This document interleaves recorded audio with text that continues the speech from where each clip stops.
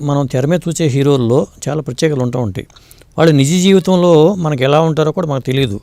మీరు ప్రత్యక్షంగా చూస్తూ ఉంటారు కాబట్టి మీకు అలా మీరు గుర్తించిన సంఘటన ఏదైనా ఉందా? ఒక శ్రీవల్లి అనే ఒక సినిమా ఆడియో ఫంక్షన్కి వచ్చాను. దానికి విజేంద్ర ప్రసాద్ గారని మా రాజమౌళి గారి ఫాదరు డైరెక్టర్ అండి. ఆ సినిమా ఫంక్షన్ జరుగుతున్నప్పుడు మన రామ్ చరణ్ గారు గెస్ట్. రామ్ చరణ్ గారు వచ్చారు, ఫుల్ క్రౌడ్ వచ్చింది, ఫ్యాన్స్ వచ్చారు, రామ్ చరణ్ గారు మాట్లాడారు. అయితే రామ్ చరణ్ గారు వచ్చినప్పుడు వాళ్ళు ఒక అమ్మాయిల గ్రూప్ అనమాట క్లాసికల్ డ్యాన్స్ పర్ఫార్మెన్స్ ఇచ్చారు. ఇచ్చి అమ్మాయిలు వెళ్ళిపోయారు.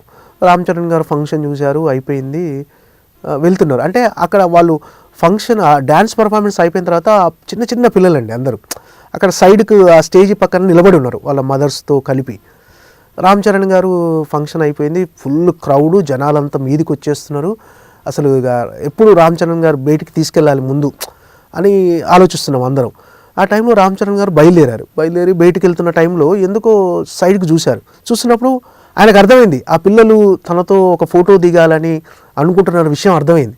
యాక్చువల్గా ఫస్ట్ వాళ్ళ మదర్ ఒక ఆమె అడిగారు నన్ను, ఇట్లా రామ్ చరణ్ గారితో ఒక ఫోటో కావాలని. అంటే ఓకే అండి చూస్తాను, ఫంక్షన్ జరుగుతుందిగా ఈలోపు.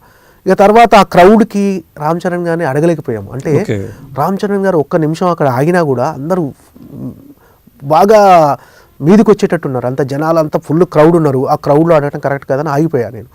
కానీ రామ్ చరణ్ గారు అక్కడ వెళ్తూ సైడ్కి అలా చూశాడనమాట. చూసి వాళ్ళు ఏదో వద్దామనుకున్న ట్రై చేస్తున్న విషయం అర్థమైపోయింది. రామ్ చరణ్ గారు వాళ్ళ దగ్గరికి వెళ్ళి ఓపిక్గా ఒక్కొక్కరి దగ్గర ఒక ఫోటో దిగి, అసలు నేను చూసి ఆశ్చర్యపోయాను.